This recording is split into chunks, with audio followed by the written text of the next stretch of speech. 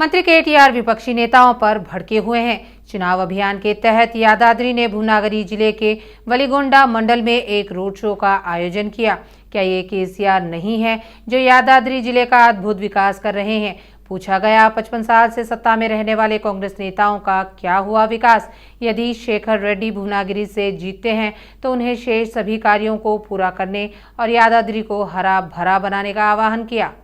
क्या ये केसीआर नहीं है जो यादाद्री जिले का अद्भुत विकास कर रहे हैं? पूछा गया 55 साल से सत्ता में रहने वाले कांग्रेस नेताओं का क्या हुआ विकास। यदि शेखर रेड्डी भूनागिरी में जीतते हैं तो उन्होंने शेष सभी कार्यों को पूरा करने और यादाद्री को हरा भरा बनाने का आह्वान किया। सनतनगर बीआरएस उम्मीदवार और मंत्री तलसानी श्रीनिवास यादव ने कहा कि शहरी विकास बीआरएस का श्रेय है। मंत्री तलसानी श्रीनिवास यादव ने हैदराबाद के सनतनगर डिवीजन में कई इलाकों में प्रचार किया। साई बाबा नगर, बालैया नगर, चाणक्य नगर में घर घर जाकर बीआरएस पार्टी को वोट देने का अनुरोध किया। उन्होंने कहा कि बीआरएस सरकार ने शहर के लोगों के लिए आवश्यक बुनियादी ढांचे के निर्माण पर बहुत जोर दिया है।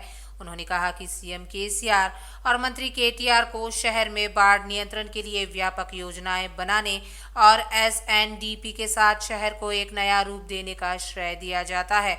मंत्री तलसानी ने कहा कि शहर में सुविधाओं के परिणाम स्वरूप कई बहुराष्ट्रीय सॉफ्टवेयर कंपनियों के साथ साथ हार्डवेयर कंपनियां, अंतर्राष्ट्रीय मानकों वाले अस्पताल, शैक्षणिक संस्थान और सर्वोत्तम श्रेणी की निर्माण कंपनियां शहर में स्थानांतरित हो गई है। फतेहनगर डिवीजन में कुकटपल्ली बीआरएस प्रत्याशी माधवराम कृष्ण राव ने एक विशाल रैली का आयोजन किया। फतेहनगर मंडल में Gautam Nagar, Nagarjuna colony, Fatehnagar pipeline road, Netaji colony, Alvin society, Shiv Shankar colony, Fatehnagar main road का दौरा कर बीआरएस पार्टी द्वारा दी जा रही कल्याणकारी योजनाओं के बारे में बताया।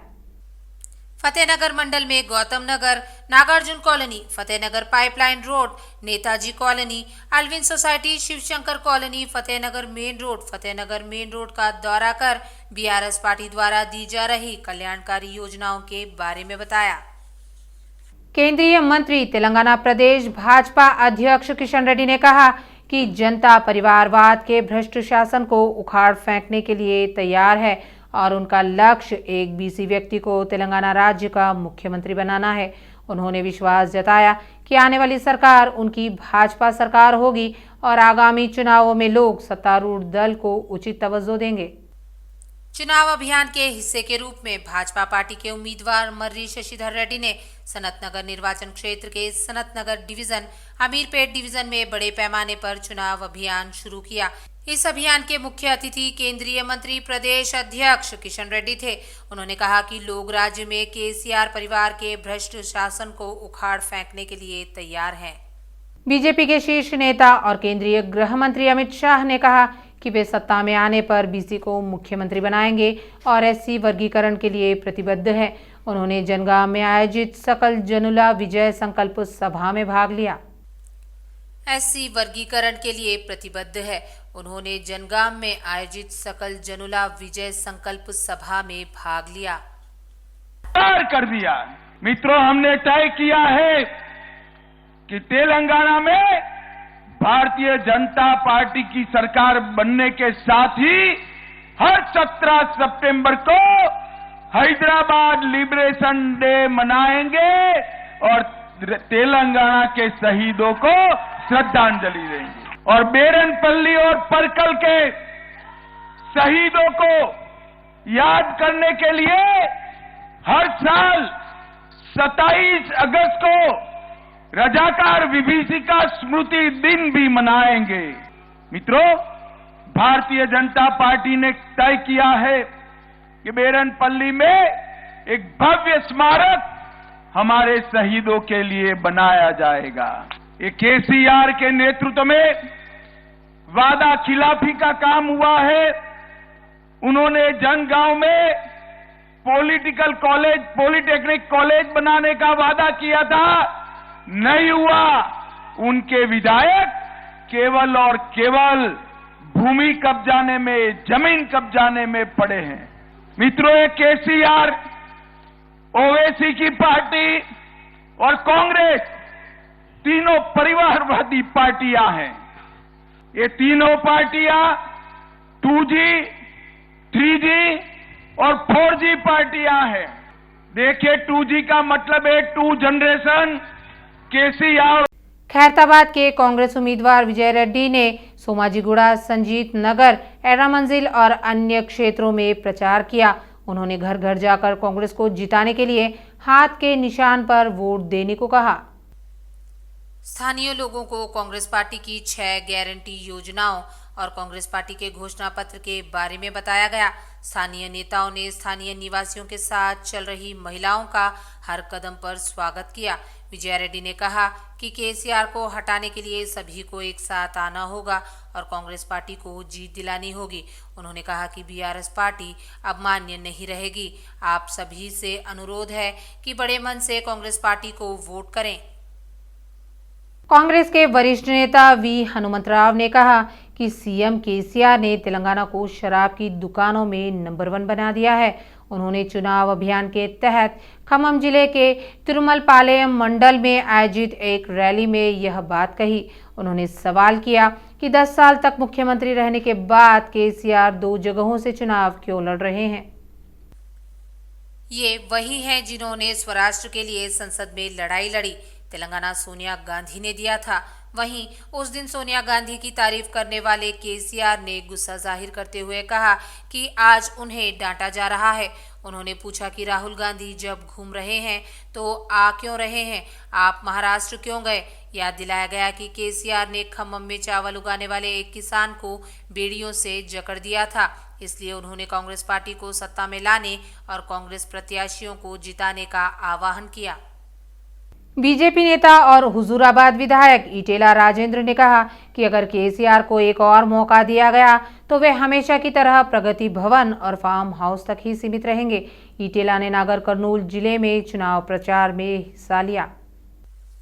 कांग्रेस और बीआरएस पार्टियां एक ही है।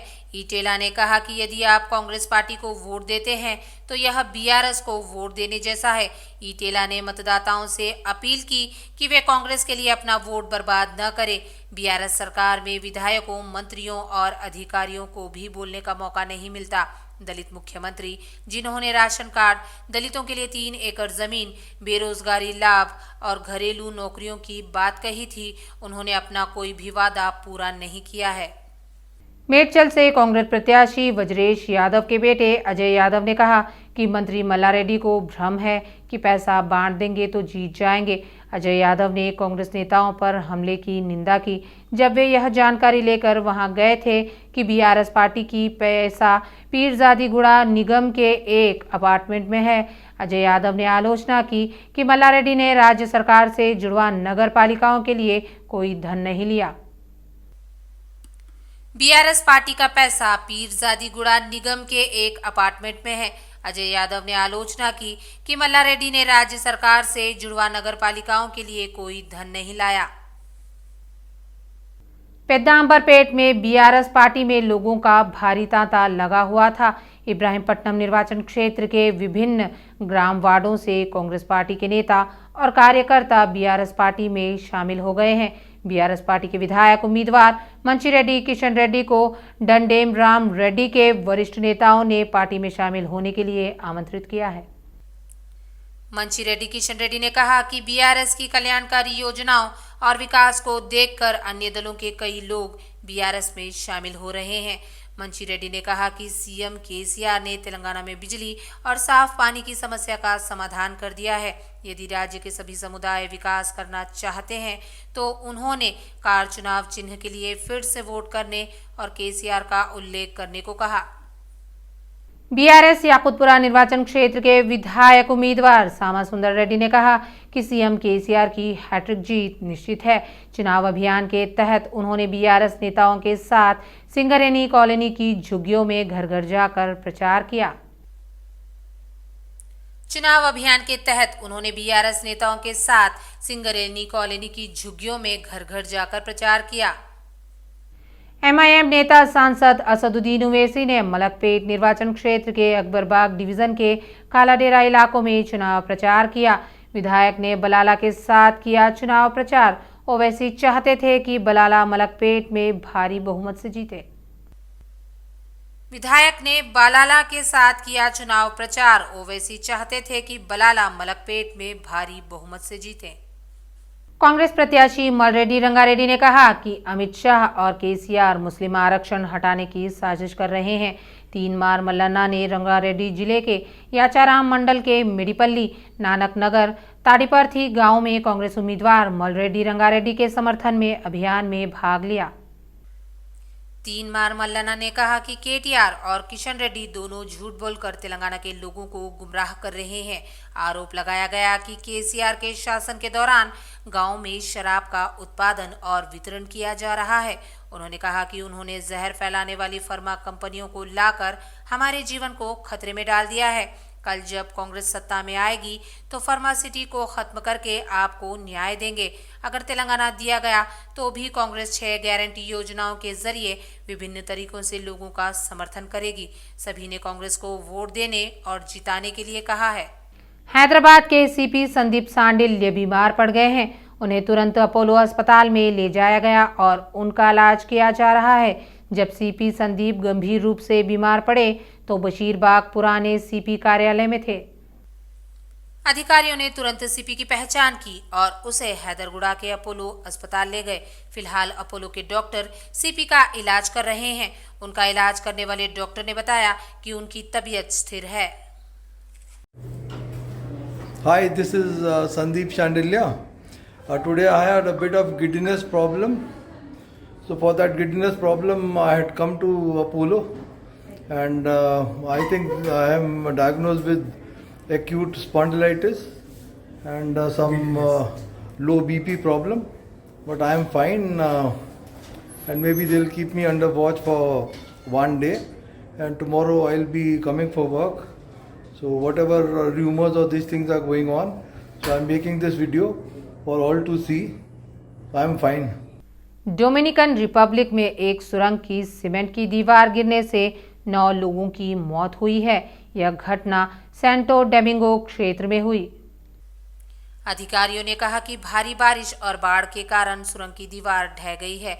इस सुरंग की दीवार जो वाहनों को तेज गति से चलने के लिए बनाई गई थी, ढह गई और सड़क पर यात्रा कर रही कारों और अन्य वाहनों पर गिर गई। कई कारों के अंदर फंस जाने के बाद आपातकालीन दल घटनास्थल पर पहुंचे। दीवार ढहने से अंदर बनी पाइपलाइनें फट गईं। सुरंग में पानी भर गया। पानी के कारण राहत प्रयासों में बाधा आ रही है। अधिकारियों ने बताया कि अब तक 9 शव बरामद किए जा चुके हैं। जान गंवाने वालों में 5 पुरुष और 4 महिलाएं शामिल थीं। हाल ही में महाराष्ट्र में भूकंप के झटके महसूस किए गए। आज तड़के रिक्टर पैमाने पर 3.5 तीव्रता का भूकंप दर्ज किया गया। यह खुलासा नेशनल सेंटर फॉर सीस्मोलॉजी ने किया है। नेशनल सेंटर फॉर सीस्मोलॉजी ने खुलासा किया है कि भूकंप का केंद्र महाराष्ट्र के हिंगोली जिला केंद्र था। यह आज सुबह 5:09 बजे आया और भूकंप का केंद्र पृथ्वी की सतह से 5 किलोमीटर नीचे था। तेलंगाना और कर्नाटक राज्यों में भी भूकंप के झटके महसूस किए गए। नेशनल सेंटर फॉर सीस्मोलॉजी के वैज्ञानिकों के मुताबिक भूकंप का केंद्र तेलंगाना जिले की राजधानी हैदराबाद से 255 किलोमीटर दूर, हिंगोली और नागपुर से 265 किलोमीटर दूर था। हालांकि इस भूकंप के प्रभाव से जान माल के नुकसान की कोई खबर नहीं है।